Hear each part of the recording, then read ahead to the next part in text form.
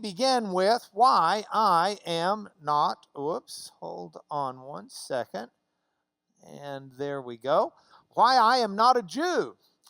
And in the process of this, as I was thinking through how to write the lesson and how to deal with it, I realized that it's not just why I'm not a Jew, but I really ought to be saying why I'm not a Jew, or am I? And, okay, now we're going to make this go a little bit better. Hold on one sec. Now, in the process of this, one of the most important things that we need to do is we need to get our terminology right. I am a lawyer by trade. And as a lawyer, words make a huge difference in what we do. If a word is defined properly or improperly, it makes a difference in a contract meaning one thing or another thing. It makes a difference in testimony meaning one thing or another thing. So as lawyers, we're taught to zoom in on words, what they are and what they mean. It just comes very natural to us. And I tell you that because I was reminded of a lunch that I had. I don't know, it's been probably about 7 or 8 years ago, maybe a little bit longer, but I was on a hunting trip, and I had taken a Supreme Court justice who's now passed away, Antonin Scalia, hunting in South Texas. And on Sunday, we were eating lunch, and there were 6 of us around the lunch table. And Justice Scalia is seated to my right, and he said in the lunch conversation, he said, "Lonesome Dove, what was better, the movie or the book?" He just assumed we had both seen the movie and watched the book. That was not even up for discussion. So starting with the fellow on the other side of Justice Scalia, it went around in a circle. It came finally to me. And my reply was this. I said, I think I'm going to say I like the book better. And he said, "Why is that?" And I said, "Well, I loved the movie. I thought Augustus McCrae and Woodrow Call were just played so well by Robert Duvall and Tommy Lee Jones. I loved the characters. And I loved them so much that that's why I read the book. I wanted more of them. And the book had everything the movie had, but it had more. And I liked it so much, I read the prequel, and then I read the sequel. And I couldn't even get the word sequel out when Scalia interrupted me. And he said, wait, what did you just say?" I said, "I liked it so much, I read the prequel, and then he said, "Stop, prequel's not a word." And I said, "Yes, it is." And he said, No. He said, "That's not a word." And I said, "Yes, it is." And he said, "Well, what does it mean?" I said, "In a series of things, it means the one that came before." And he says, No, it's made up. And I said, "No, I'm not making it up." He says, Yeah, because that comes from, the pre part comes from the Latin prefix, which means before, and the quil part comes from the Latin sequitur, which means after. And you can't just chop sequitur in half and take the back half and put it with pre. That doesn't work. Now, Justice Scalia's father was a Latin teacher, so he comes by this a little fair. And I looked at him, I said, "Well, Mr. Latin, it's in the dictionary." And he looked at me and he paused. He says, "I'll bet it's in Webster's Third. That doesn't count as a dictionary." And I said, "No, it's in the Oxford English Dictionary. How's that work on you?" And of course, I'm bluffing. I have no clue. I mean, like I've memorized the Oxford English Dictionary. He says, it's in the OED. That's Oxford English Dictionary. It's in the OED. I said, "Yeah."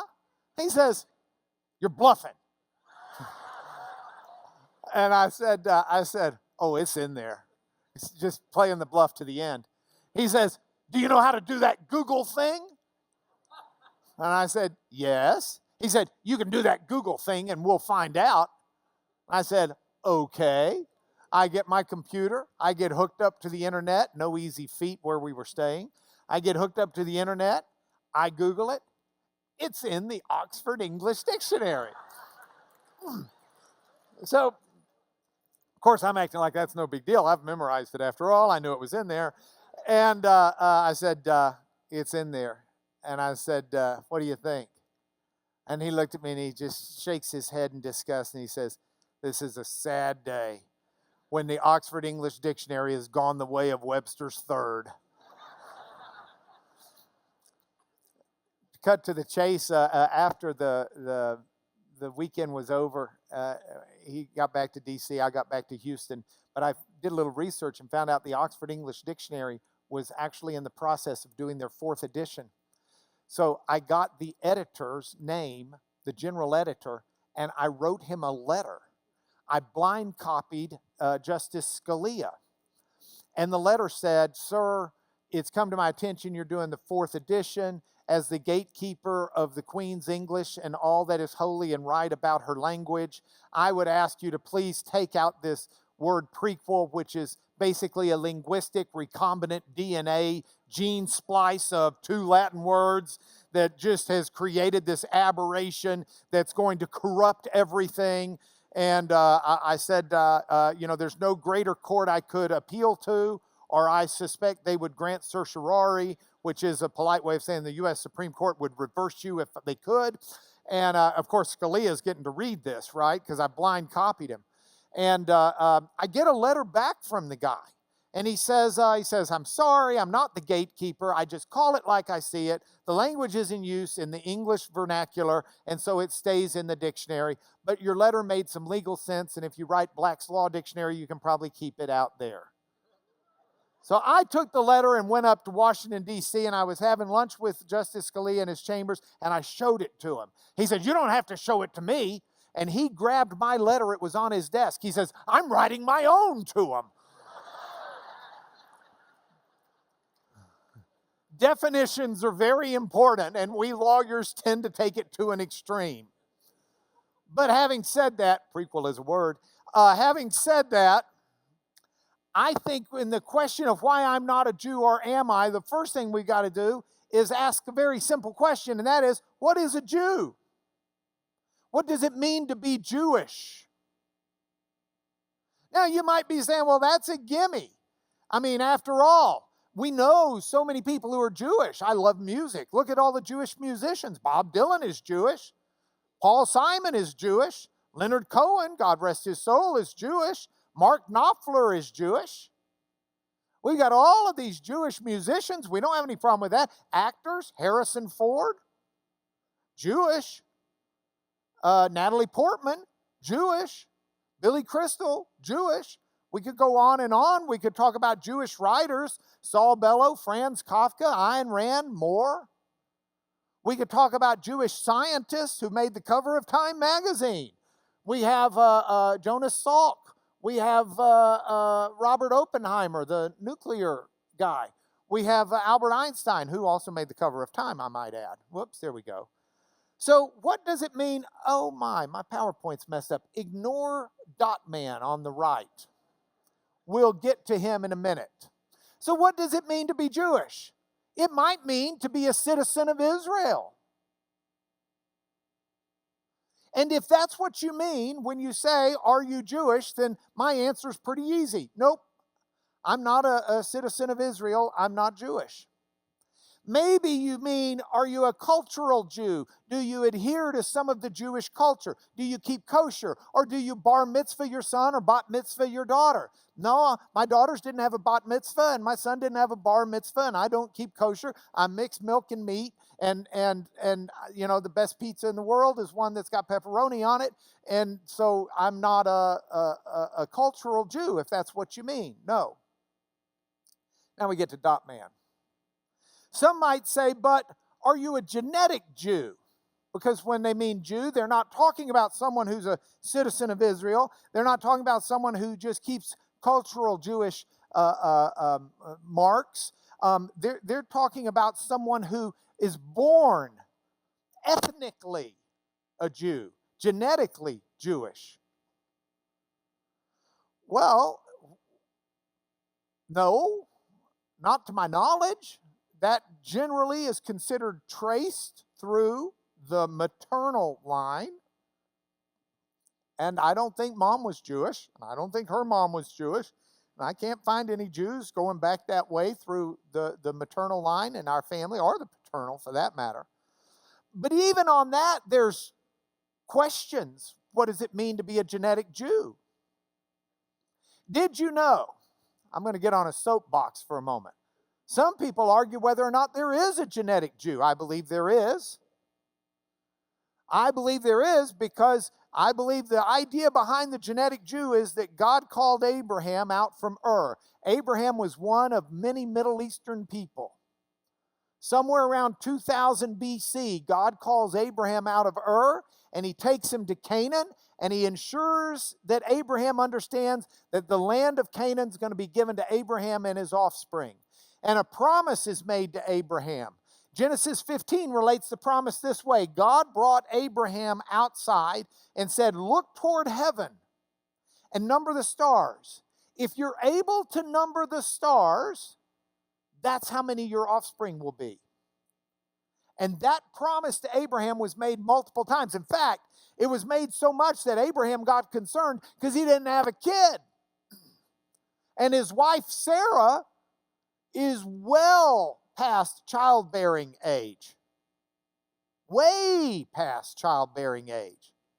So they're sitting there wondering, well, how's God going to pull this off? So Sarah tells Abraham, I've got a maidservant, her name's Hagar, go into Hagar, and maybe you can have the offspring through her. Abraham does so. Hagar gives birth to a son, Ishmael. But that wasn't God's promise. God's promise was going to be through Abraham and Sarah. Sarah laughs at the idea, but ultimately gets pregnant and has a son. And Abraham has a son. The son is Isaac, who then is a half-brother of Ishmael. Ishmael's mom is rubbing, that's not a fair way to say it because that's meaning it's her fault. And it's not necessarily that it was her fault. Let's just say Ishmael and his mother were not a welcome presence for Sarah and her son Isaac. So Ishmael and Hagar get sent off. And the Muslims and Arabs will tell you that Ishmael becomes the father of the Arab nation. Meanwhile, Isaac continues, and the promise that God made to Abraham, God makes to Isaac. Isaac has two children, Jacob and Esau. The promise is then made to Jacob of those two children. Jacob has 12 sons. Those 12 sons become the progenitors of the 12 tribes of Israel. Jacob and his family and the 12 sons, they go down into Egypt during a time of famine. Joseph has paved the way for them, one of the sons. While they are in Egypt, the generations continue to breed and to breed and to breed, and ultimately a multitude of Israelites. These are not Jews yet. These are Israelites. There is a difference in terminology. A number of Israelites proliferate in Egypt. Moses ultimately comes, takes them out of Egypt into the Promised Land. Scholars differ on whether they're early date Exodus, which means it happened in the 1400s, or late date Exodus, which means it happened in the 1200s BCE. I'm a late date Exodus guy. So in the 1200s BCE, Moses leads the people through the Promised Land. And the 12 tribes get various territories except the tribe of Levi. The Levites are priests that are dispersed throughout all of the territories.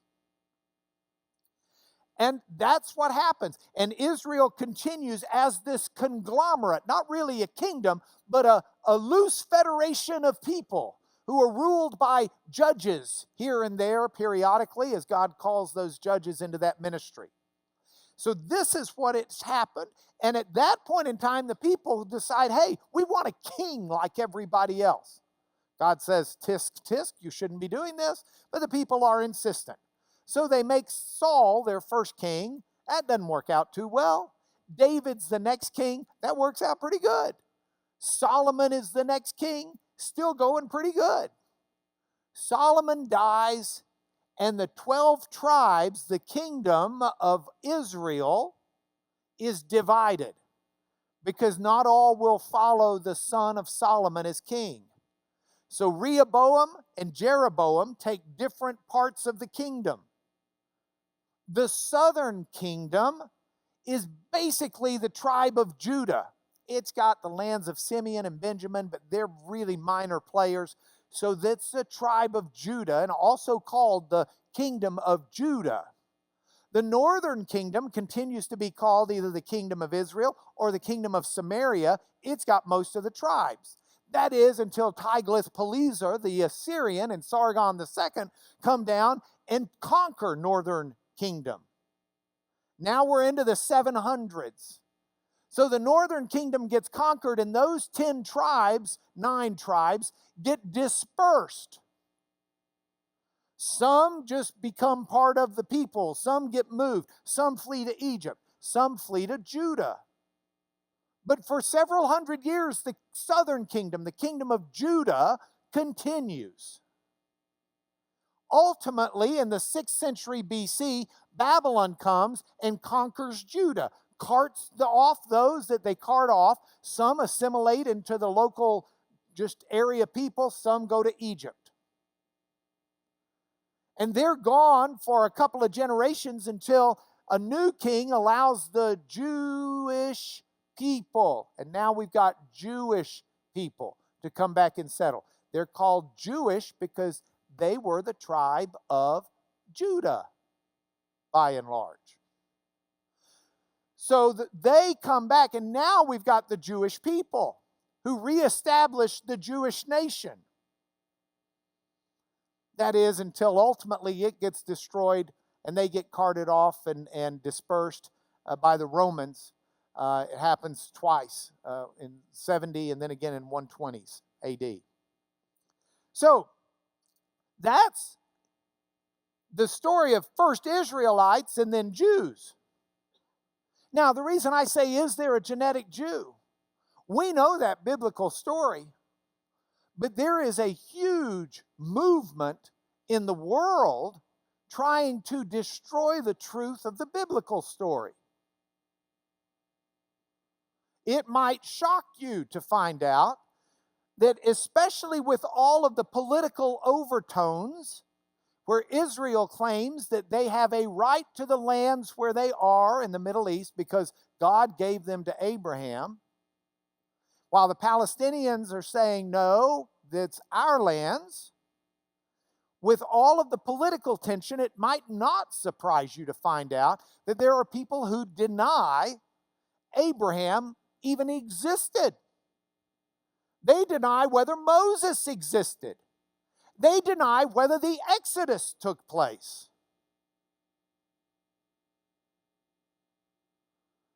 What might also surprise you is some of the people deeply entrenched in this denial are Jewish. So, you look up Wikipedia, look up Jew. Here's what you read.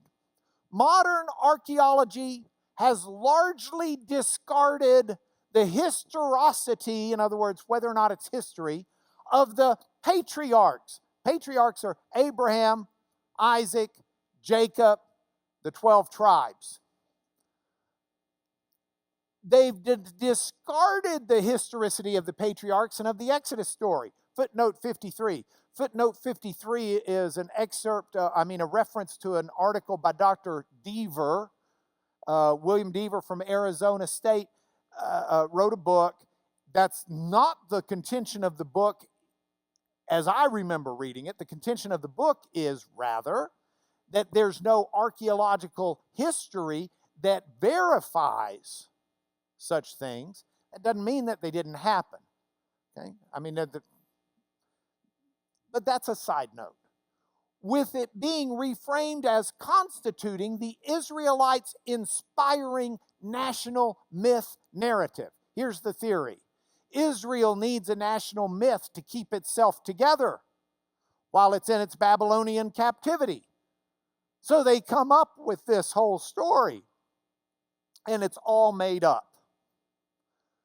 The Israelites and their culture, according to the modern archaeological account, did not overtake the region by force, but instead branched out of the Canaanite peoples and culture through the development of a distinct monolatristic and later monotheistic religion centered on Yahweh, one of the ancient Canaanite deities. Okay, this is the understanding and belief of a few scholars. This is not the preponderance of scholastic view. This is a minority view that somehow makes its way onto the Wikipedia page. Janet Seifert got mad over it and she edited it yesterday. They took her edits out, which ticked me off. So I got on and I edited it. They took my edits out. My edits are right. I can't speak to Janet's, I didn't read them. But they were probably right too. And I'm really ticked off about it. I don't know what I'm going to do yet, but I'm going to do something. There is such a thing as a genetic Jew. There is such a, look, the Ishmael, Isaac, Jacob, 12 trons, 12 tribes, all of this kind of stuff. That's just an example of what goes on in this world. By the way, think twice before you cite Wikipedia. I mean, this is just outrageous to me. Here, that's called the Merneptah stela. S-T-E-L-E, stela. A stela is a carved stone. Merneptah was a pharaoh of Egypt. And after some of his adventures where he has some accomplishments, Merneptah has this stone carved on his behalf 1208 BCE. Now this isn't something we just made up. Sir Flanders Petrie is the very first preeminent in the modern age archaeologist, Egyptologist. He discovered this in the late 1800s. It's in the British Museum, the Cairo Museum now, in Cairo. I've seen it. You can see it if you go there. I mean, this is not open for debate. 1208 BCE. 1208 BC, Christian language. That is when this was carved. That's Merneptah's victories. Here's a segment of it. I don't know how well you read your hieroglyphics, but I know it's a little fuzzy, so I've put it down here for you. That says Israel. It's our oldest archaeological recognition of the name of Israel. 1208 BC, Bronze Age culture. Israel is recognized. See the three little hash marks down there below the two people? That's designating in Egyptian speak a confederation of peoples as opposed to a kingdom. It's a collection of peoples, Israel. It stands in contrast to the line before, which talks about Ashkelon, the kingdom, Gezer, the kingdom. If there was a ruler, it gets a kingdom designation. If it's just a bunch of loose people, it gets the people of designation. Israel were a bunch of loose people. That's the biblical account, by the way. In the promised land, Canaan, which is where Merneptah came up against them. I mean, that's there. It just is. Israel is laid waste and his seed is not, is what the line actually says. Now, some scholars want to come in and say, well, You would normally read that Israel, but let's read it as something else because we don't think Israel existed then. Well, okay, but you're making that up.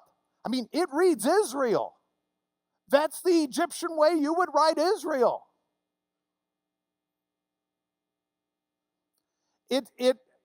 The foremost Egyptologist of that time period, that's considered still the Ramesside period, is a man named Ken Kitchen in Woolton, England. And he's the guy. He's like 150 years old, but he's still the guy. And I've sat in his living room.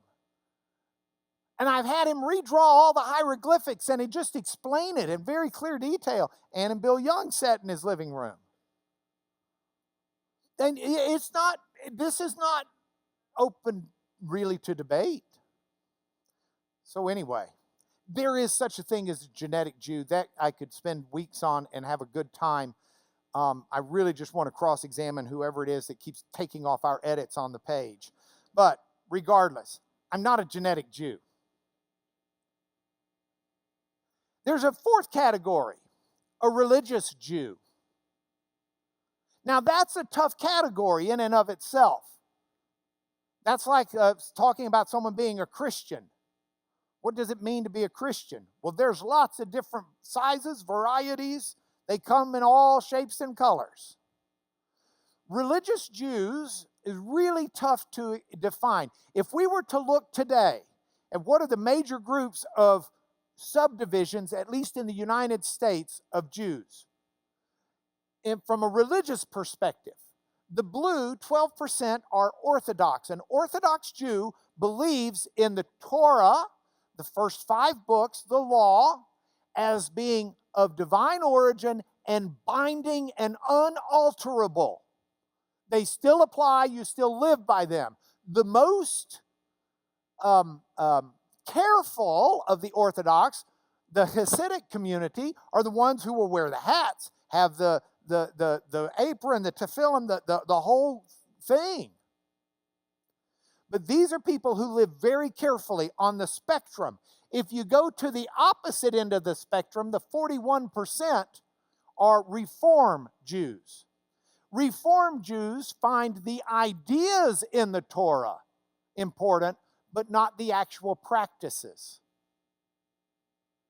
It's kind of the ideas are ones that we reinterpret into today's culture. And then in the middle are these conservatives who are a little more careful like the Orthodox, but also a little more carefree like the Reform.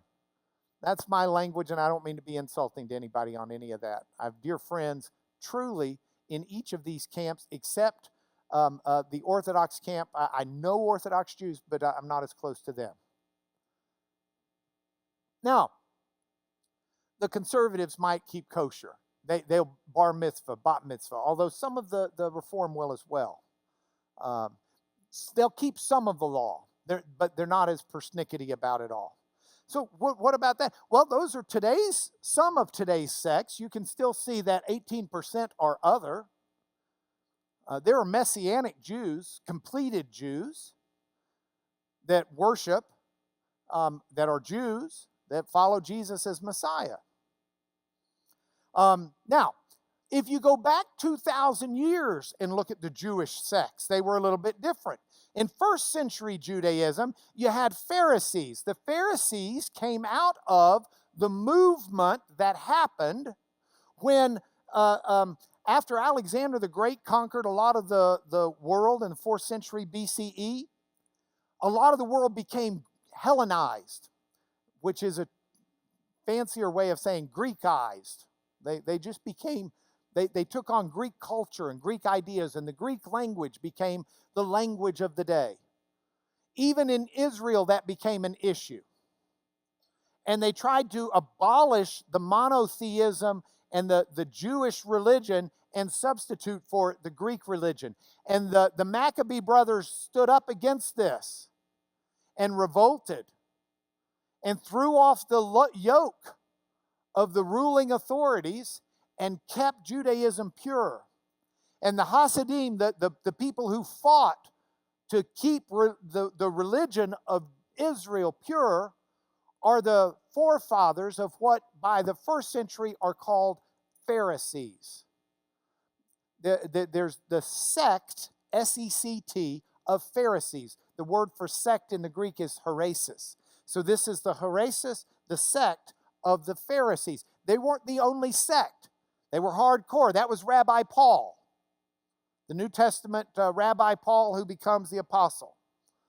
Then there were the Sadducees. Now the Sadducees, they were kind of the rich hoity-toity ones. They were the ones who administered the government, by and large. They were the ones who were in relationship with the Romans. They didn't believe in an afterlife like the Pharisees did. They wouldn't go with anything beyond the first 5 books of the Torah. They are another sect, heresis, of the time period. You can read about them, of course, in the New Testament, but you can read about them in Josephus. He is the Jewish historian of the first century who wrote the histories of the Jewish people.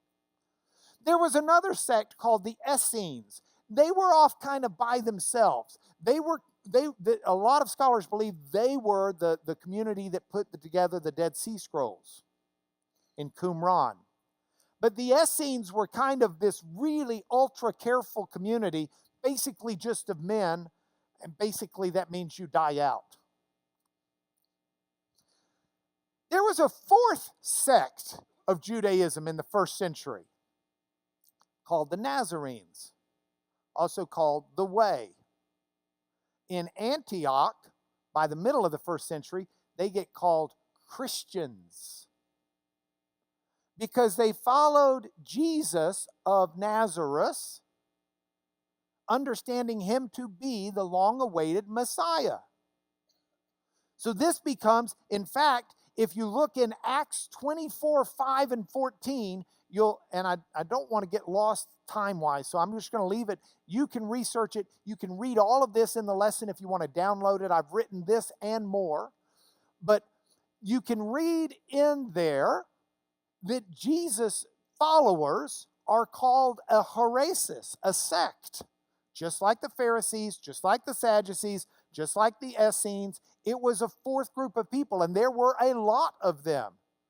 A lot of first century Jews were absolutely convinced that Jesus was Messiah. By the way, Hebrew word Messiah, that's our anglicized version, Mashiach, translated into Greek becomes Christos, or Christ. Jesus, his last name was not Christ. Wasn't even his middle name. That was a title that was given to him by the Jewish believers who saw Jesus, Yeshua, as Mashiach, as Messiah. So, within the context of all of these different views, how do we decide what a religious Jew is so that I can determine, am I one or not? Well, here's what I decided to do. Maimonides was Moses Maimonides. What a great first name, Moses Maimonides, was the preeminent medieval Jewish scholar. He lived in the 1200s. He was, or died in the 1200s. I think he was born in the 1100s. He was a philosopher. He was a doctor. In fact, read some of his doctor writings. He wasn't a half-bad doctor for 1200 AD. And he was a rabbi. He is still accorded within Judaism immense respect and is almost the defining rod. Okay, what's your position on this? Well, do you agree with Maimonides on that or not? Do you agree with Maimonides on that or not? He's the source, if you will, from which others measure where they sit on the theological spectrum. So Maimonides gave out 13 principles of faith. These are the 13 principles that set you apart as being Jewish, according to Maimonides, a religious Jew. And I decided to take those 13 principles and look at them and determine, am I a Jew or not, from a religious perspective? So let's look at them. Principle number 1, by the way, if you're looking at your watch thinking, 13. He doesn't have but about 12 minutes to go. That's not even a minute of one. And I know Lanier, he can't go that fast. Or at least he won't. You're right. We're not going to cover all of them today. We'll cover a couple, and we'll continue on this next week, God willing. Principle number 1. The first principle is belief in a creator, a being who is himself complete in existence and who caused all that exists. So the first principle of a Jew is believing, according to Maimonides, a religious Jew, is believing in a creator as a being complete within himself in existence. Didn't need anyone else to become complete. Didn't need anything else to become complete. Is complete and a total within himself. And who caused then everything that exists. This is automatically different than the Hinduism and the Buddhism that we've looked at, that says that God even exists within all of the things created. This is against animism that says God's in the wood that's on the stage. It says God is an entity within himself. That's the first principle. I agree. I don't fuss with that one at all. That's the teaching of the rabbi/apostle Paul in Ephesians 3:9, in Colossians 1:16 and 17. Let's look at those for just a moment and see if that's not real consistent.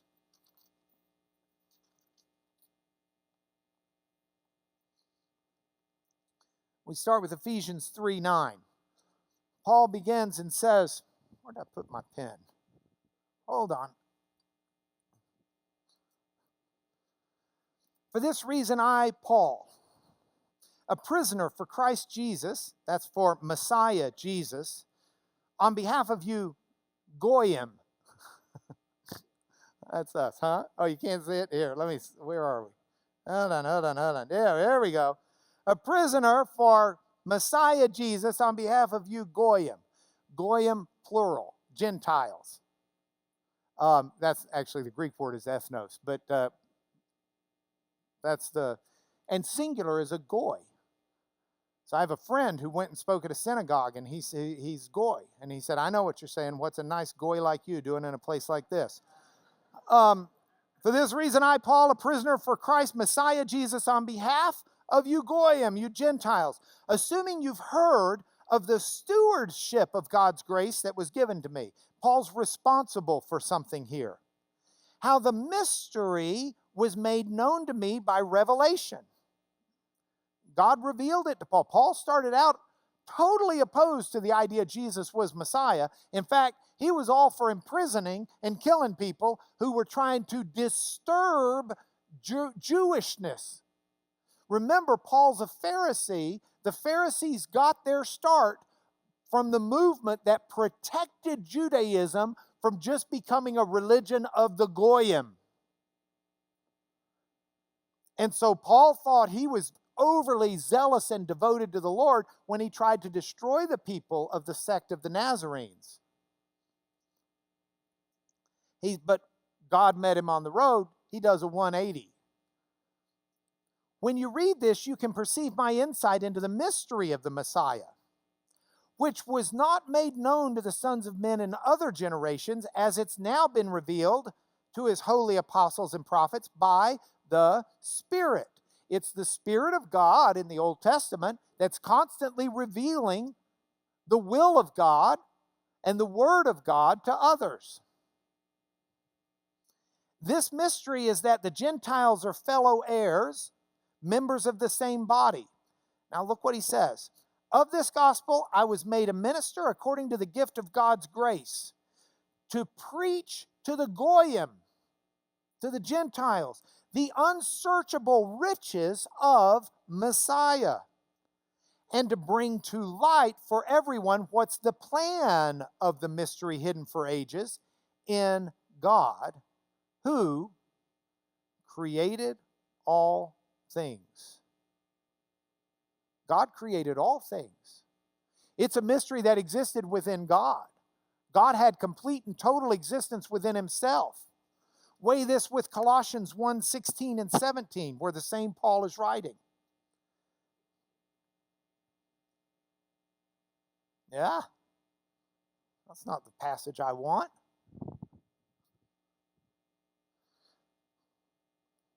Okay, don't weigh it against what he says in there, but it's what he says in there.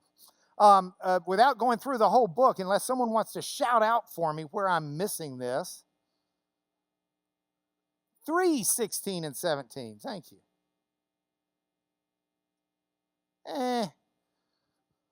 What? Look, we don't have time. It is 1:16? Oh, I'm in Philippians. Okay, I started to say, golly. I mean, I really thought I remembered this. Yes, this is it. Thank you. And it starts in verse 15. Colossians 1. Boy, I felt like an idiot.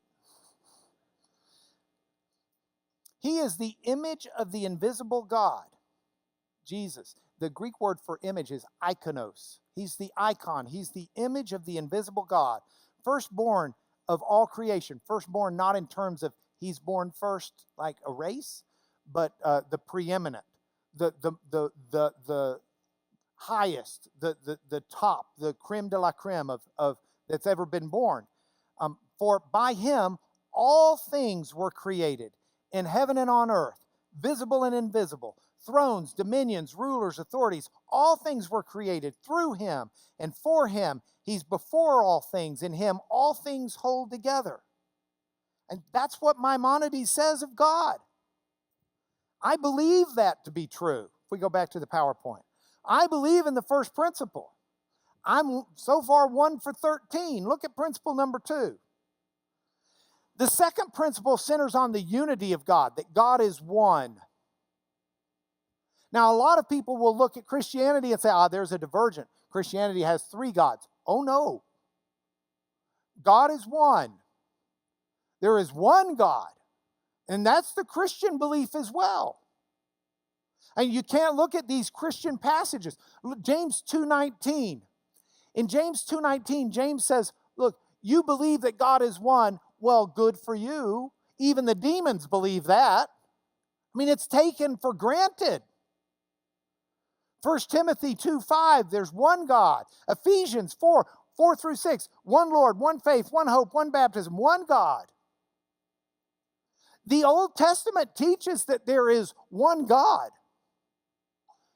The Shema Yisrael, Adonai Eloheinu, Adonai Echad, Hear, O Israel, the Lord your God, the Lord is one. That hasn't changed.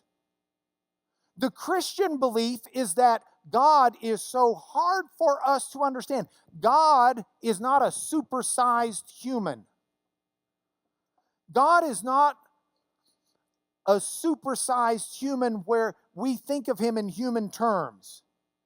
God is something so far beyond what we are that he's got to speak to us in language we can understand. And so he speaks to us in a way that lets us know, number 1, God is one. Not 2, not 3, not 4, not 15. There is one God. We happen to know that God is also Father, Son, and Spirit. You will find even in the Old Testament scriptures references to the Spirit of God moving upon the face of the waters. You'll find references in the Old Testament. In Genesis 1, in the creation, God says, let us make man in our image. But there's only one God. Yes. Well, maybe he's talking with the angels. No, the angels don't make man. God does. You'll find passages, Isaiah 9:6. Now I'm paranoid to even go to a passage, like my brain's not right. Look at this. Isaiah, Old Testament prophet, revealed by the Spirit of God, for to us a child is born, to us a son is given, and the government shall be upon his shoulder, and his name shall be called Wonderful Counselor, Mighty God, Everlasting Father, Prince of Peace. Of the increase of his government and of peace there will be no end, on the throne of David and over his kingdom, to establish it and uphold it with justice and righteousness from this time forth and forevermore.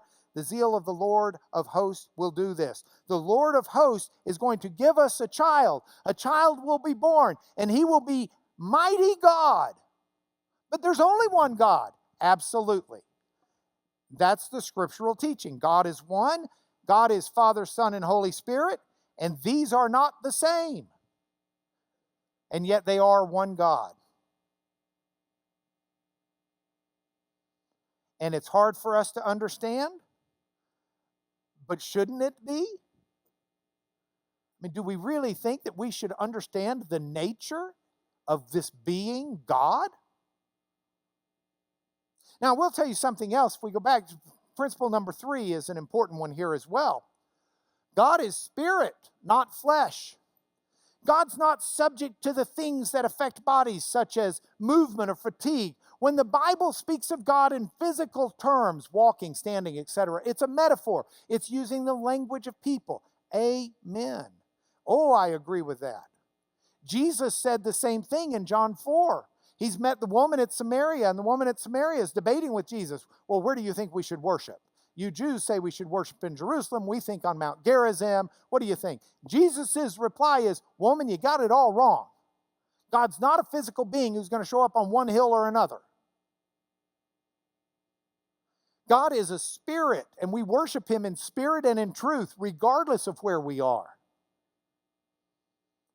God is a spirit. When Paul writes about Jesus in Philippians 2, he says for us to have the same attitude Christ had, who, although he existed in the form of God, did not regard equality with God a thing to be grasped, but emptied himself, taking on the form of a human. And there is a God, one God, and somehow that God has to speak in our language for us to understand. So in our language, for us to understand, sometimes he talks about the heart of God. God doesn't have a beating heart. Actually, the Hebrew word is referencing his stomach, his bowels. That's where the feelings were for the Hebrews. But we translate it heart generally.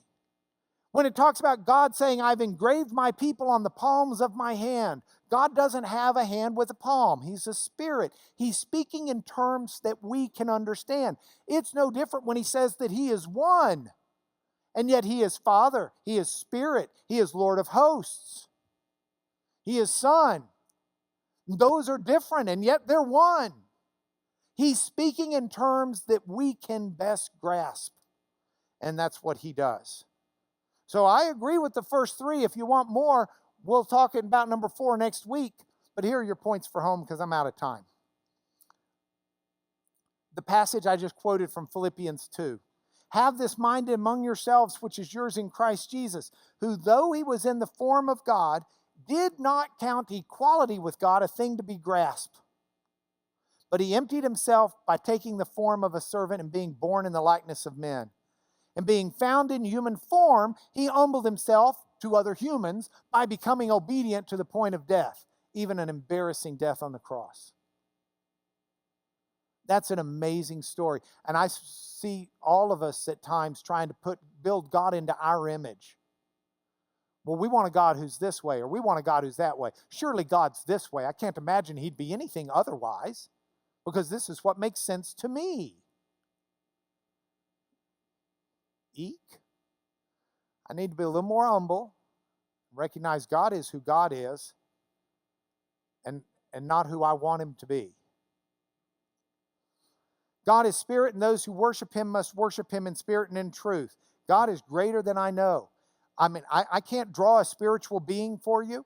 I can't define what they're like. I can't take a spiritual being and tell you where the borders are. I don't have the ability to understand, much less speak to you about what it means to be a spiritual being. I just don't. I'm living with what I got. This is the vocabulary I've got. These are the experiences I got. I'm doing the best I can, and you're doing the best you can. But God is greater than we know. And finally, for unto us a child is born, a son is given. The government shall be upon his shoulders. He'll have his own kingdom. His name will be called Wonderful Counselor. He will change who you are and how you live. Mighty God, Ruler, King of Kings, Lord of Lords, Alpha and Omega, Everlasting Father, Prince of Peace. I need all of that. I want to give God all of his titles. I don't want to diminish him. So far, I'm 3 for 3. We got 10 more to cover next week on Am I a Jew? Or Why I'm Not a Jew, ... or am I? So thank you. Can I bless you real quick before you leave? The Lord bless you and keep you, and the Lord place his countenance upon you, and be gracious to you, and lift you up before him.